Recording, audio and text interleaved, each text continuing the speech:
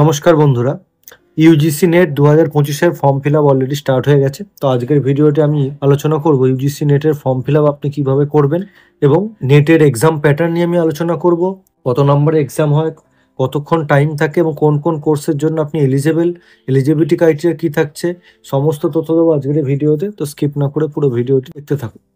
তো প্রথমে গুগলে গিয়ে ইউজিসি নেট লিখে সার্চ করুন। ইউজিসি নেট লিখে সার্চ করলে প্রথমে যে ওয়েবসাইটটা আসবে সেটা হচ্ছে অফিসিয়াল ওয়েবসাইট। এর লিঙ্ক আমি ডেসক্রিপশানে দিয়ে দেবো, সেখান থেকে আপনারা ফর্ম ফিল আপ করতে পারবেন।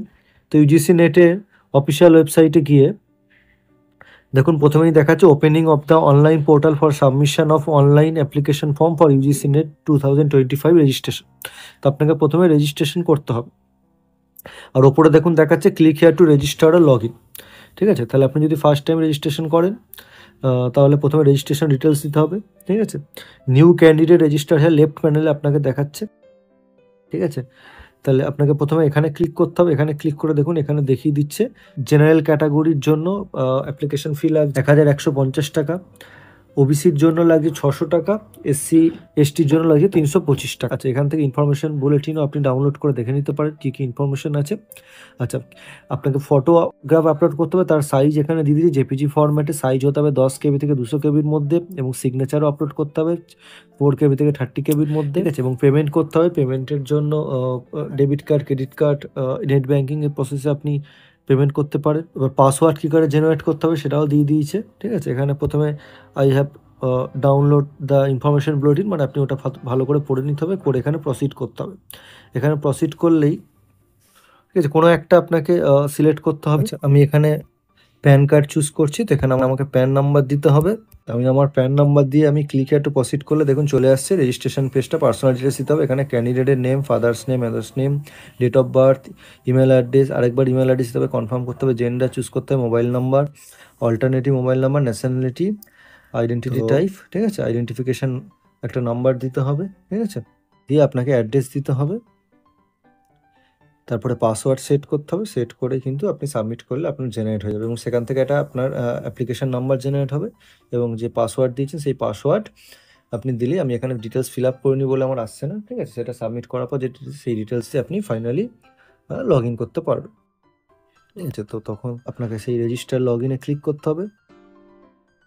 লগ ইনে ক্লিক করে এখানে আপনি অ্যাপ্লিকেশান নাম্বার, পাসওয়ার্ড দিয়ে লগ ইন করতে পারবেন। আচ্ছা, আমি যদি এবার ইম্পর্টেন্ট ডেটসে আসি, এখানে দেখুন আপনি ফর্ম ফিল আপ স্টার্ট হয়েছে 16 এপ্রিল 2025-এ, এবং এটা চলবে 7 মে পর্যন্ত। ঠিক আছে, আর last date of examination fee হচ্ছে 8 মে, অর্থাৎ একদিন বেশি পাচ্ছেন আপনি। আপনি যদি 7 তারিখ ফিল আপ করেন 8 তারিখে গিয়েও পেমেন্ট করতে পারবেন। আচ্ছা, অনলাইন ফর্ম কারেকশনের টাইম থাকছে 9 আর 10, এই দুদিন টাইম থাকছে। এক্সাম সেন্টার অ্যানাউন্স করা হবে, সেটা পরে করা হবে, সেটা ডেট জানানো যাবে। ডাউনলোড কবে আপনি অ্যাডমিট কার্ড আউট করতে হবে সেটা পরে জানানো হবে। ডেট অফ এক্সামিনেশন জানিয়ে দেওয়া হচ্ছে 21 জুন থেকে 30 জুনের মধ্যে এক্সাম হবে। ঠিক আছে, টেস্ট সেন্টার সেটা সব অ্যাডমিট কার্ডে মেনশন করা থাকবে। ঠিক আছে, তো আপনি অফিসিয়াল ওয়েবসাইটে গিয়ে আপনাকে অ্যাপ্লাই করতে হবে। আমি কিছু ইনফরমেশন দিয়ে রাখি। আচ্ছা, দেখুন আমি ইনফরমেশন বুলেটিন খুলেছি, এখান থেকে আপনি কিন্তু সব ডিটেলস পেয়ে যাবেন। যেমন এটা এনটিএ কন্ডাক্ট করে, ন্যাশনাল টেস্টিং এজেন্সি দ্বারা কন্ডাক্ট করা হয়। এটা বছরে 2 বার হয়ে থাকে, জুন আর ডিসেম্বরে। এটা সিএসআই এর নেট কন্ডাক্ট করে, এবং ইউজিসির ক্ষেত্রে হয়। ঠিক আছে, সায়েন্সের সাবজেক্টগুলো সিএসআই এর দ্বারা হয়, এবং আর্টসের গুলো ইউজিসির দ্বারা কন্ডাক্ট করা হয়। আচ্ছা, এবং এর এখন কিন্তু এক্সাম কিন্তু পুরোপুরি অনলাইন হয়, কম্পিউটার বেসড টেস্ট হয়। আচ্ছা, 3 রকম ক্যাটাগরি আছে এখন। ঠিক আছে, একটা হচ্ছে award of JRF and appointment as assistant professor JRF. যদি জেআরএফ কোয়ালিফাই করেন আপনি অ্যাসিস্ট্যান্ট প্রফেসরের জন্য কোয়ালিফাইড, এবং পিএইচডির জন্য কোয়ালিফাইড। ঠিক আছে, তো আপনি সবচেয়ে বেটার হচ্ছে আপনি জেআরএফ এর জন্য ফর্ম ফিল আপ করার সময় চুজ করবেন। আপনি যদি ক্যাটাগরি 2-তে চুজ করেন সেটা শুধু আপনাকে অ্যাসিস্ট্যান্ট প্রফেসর এবং অ্যাডমিশন টু পিএইচডি এই দুটোর জন্য, এটা কিন্তু জেআরএফ এর জন্য কোয়ালিফাইড নয়। আর ক্যাটাগরি 3 হচ্ছে শুধুমাত্র পিএইচডির জন্য কোয়ালিফাইড। এটা সবার কিন্তু কাট অফ আলাদা আলাদা আসবে। জেআরএফ এর কাট অফ সবচেয়ে বেশি হবে, তারপরে আসবে ক্যাটাগরি 2, তারপরে সবার শেষে আসবে ক্যাটাগরি 3। ক্যাটাগরি 3-তে কিন্তু আপনি অ্যাসিস্ট্যান্ট প্রফেসরের জন্য এলিজেবল না, আপনি শুধুমাত্র পিএইচডির জন্য কিন্তু এলিজেবল। আচ্ছা, নেক্সট। আচ্ছা, পরীক্ষা কিন্তু হবে টোটাল 300 নম্বরের পরীক্ষা হবে। ঠিক আছে, এবং দুটো পেপার হবে, পেপার 1, পেপার 2। পেপার 1 যেটা থাকছে টিচিং আর রিসার্চ অ্যাপটিটিউড থাকছে। ঠিক আছে, এটা হচ্ছে রিজনিং অ্যাবিলিটি, রিডিং কম্প্রিহেনশন। ঠিক আছে, এটার ওপর এক্সাম হবে টোটাল 100 নম্বরে। টোটাল 50টা কোশ্চেন থাকবে 2 নম্বরের, এবং পেপারের যেটা আপনি নিজের পেপারে যেটা সাবজেক্টিভ পেপার হবে সেটাই থাকবে টোটাল 100টা কোশ্চেন, 200 নম্বরের পরীক্ষা হবে। তো টোটাল আপনি থাকছেন 300 নম্বর, 3 ঘন্টা সময় থাকছে, ঠিক আছে। All the questions are compulsory, মতো যেগুলো কোশ্চেন থাকবে আপনাকে সবগুলোই কিন্তু অ্যান্সার করতে হবে, কোনো অপশনাল বা অর থাকছে না, ঠিক আছে। আচ্ছা, এবার আপনি প্রত্যেক সাবজেক্টের সিলেবাস আপনি অফিসিয়াল ওয়েবসাইটে গিয়ে পেয়ে যাবেন, ঠিক আছে, আপনি যে সাবজেক্টের জন্য অ্যাপ্লাই করছেন।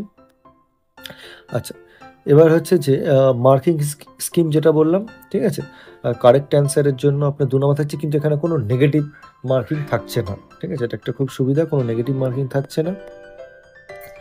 আচ্ছা, এলিজিবিলিটি ক্রাইটেরিয়া কি থাকছে, আপনি হচ্ছে মাস্টার্স ডিগ্রি করতে করতে এক্সাম দিতে পারেন, বা মাস্টার্স ডিগ্রি কমপ্লিট হওয়ার পর তার জন্য 55% মার্কস লাগবে, এবং আপনি যদি কোনো SC/ST বিষয় তাহলে 50% মার্কসে আপনি কিন্তু এক্সাম দিতে পারবেন। তো যারা ফাইনাল ইয়ার মাস্টার্স ডিগ্রি করছো, ঠিক আছে, তাদের ক্ষেত্রে তারা অ্যাপ্লাই করতে পারবে, এবং তাদের ফাইনালি মাস্টার্সে তাদের 55% মার্কস লাগবে কিন্তু কমপ্লিট হওয়ার পর।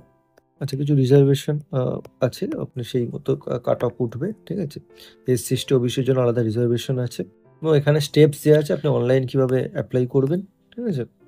ঠিক আছে, এখানে ক্যান্ডিডেটের নাম, ফাদার্স নেম, মাদার্স নেম এইসব লাগবে, ডেট অফ বার্থ লাগবে, ঠিক আছে, কোন বোর্ডে পড়েছে, তো এডুকেশনাল ডিটেলস লাগবে, ইমেল আইডি, ফোন নাম্বার লাগবে ভ্যালিড, ঠিক আছে, এই ডিটেলসগুলো লাগবে। আপনি যদি কোনো SC/ST বিষয় তার ডকুমেন্টস আপলোড করতে হবে, ঠিক আছে। মার্কস রেজাল্ট আপলোড করতে হবে, মানে যদি কমপ্লিট হয় তাহলে আপনি রেজাল্ট আপলোড করবেন, ঠিক আছে, আর যদি কমপ্লিট না হয় তাহলে তার পার্সুইং সেই ডিটেলস আপনাকে দিতে হবে। কি কি সাবজেক্টে আপনি অ্যাপ্লাই করতে পারবেন, দেখুন এখানে টোটাল 85টা সাবজেক্ট আছে, ঠিক আছে। 85টা সাবজেক্ট হচ্ছে এলিজিবল UGC নেটে, ঠিক আছে, যেখানে আপনার থাকছে বেঙ্গলি থাকছে, সব ল্যাঙ্গুয়েজ থাকছে, আসামিজ, তামিল, তেলেগু সবই থাকছে, চাইনিজও আছে, কমার্স রয়েছে, ল রয়েছে, ইংলিশ রয়েছে, এডুকেশন রয়েছে, ইলেকট্রনিক সায়েন্স রয়েছে, এনভায়রনমেন্টাল সায়েন্স রয়েছে, হিন্দি রয়েছে, হিস্ট্রি রয়েছে, হোম সায়েন্স রয়েছে, আচ্ছা কানাডা, এইসব ল্যাঙ্গুয়েজগুলো আছে, ঠিক আছে। ল রয়েছে, মিউজিক, উড়িয়া, পালি, ঠিক আছে, পপুলেশন স্টাডিজ, ঠিক আছে, psychology, philosophy, physical education, political science, ঠিক আছে, রাজস্থানি, পাঞ্জাবি, তামিল, তেলেগু, সোসিওলজি, তাহলে টোটাল আপনি ইয়োগা, ওমেন স্টাডিজ, ঠিক আছে, এই টোটাল আপনি 85 সাবজেক্ট হচ্ছে UGC নেটের জন্য এলিজিবল। আচ্ছা, কোথায় কোথায় এক্সাম সেন্টার, ঠিক আছে, এক্সাম সেন্টার সব রাজ্যেই আছে, আমাদের ওয়েস্ট বেঙ্গলও আছে, ঠিক আছে, তাহলে আপনি সেই মতো আপনি টেস্ট সেন্টার চুজ করতে পারেন। দেখুন ওয়েস্ট বেঙ্গলে আপনি কিন্তু পেয়ে যাচ্ছেন হুগলি, হাওড়া, বর্ধমান, বাঁকুড়া, ঠিক আছে, পশ্চিম মেদিনীপুর, শিলিগুড়ি, কলকাতা তো থাকছেই। আচ্ছা, এবার কোন কোন কোর্স যদি আপনি মাস্টার্স ডিগ্রি করেন তাহলে এলিজেবল, সেটা কিন্তু লিস্ট দেওয়া আছে, ঠিক আছে। ল, আর্কিটেকচার, কমার্স, ডান্স, এডুকেশন, ঠিক আছে, মিউজিক, ফার্মেসি, ঠিক আছে, এরকম কিন্তু লিস্ট দেওয়া আছে আপনি কোন কোন কোর্স করলে আপনি এটার জন্য এলিজেবল, ঠিক আছে। অর্থাৎ আপনি M.Pharm যদি করেন ফার্মেসি তাহলেও কিন্তু আপনি পরীক্ষা দিতে পারবেন, ঠিক আছে। MCA যদি করেন আপনি তাহলেও কিন্তু অ্যাপ্লাই করতে পারবেন, ঠিক আছে। তো সেই মতো আপনাকে সাবজেক্ট চুজ করতে হবে, ওখানে যে লিস্ট আছে তার মধ্যে থেকে, ঠিক আছে। আপনি যদি মাস্টার্স অফ সায়েন্স হন তাহলেও কিন্তু করতে পারবেন, ঠিক আছে, এখানে তার কোড দেওয়া আছে। তবে তো আপনারা খুব ভালো করে প্রিপারেশন নিন, তাহলে এক্সাম খুবই আশা করছি ভালো হবে।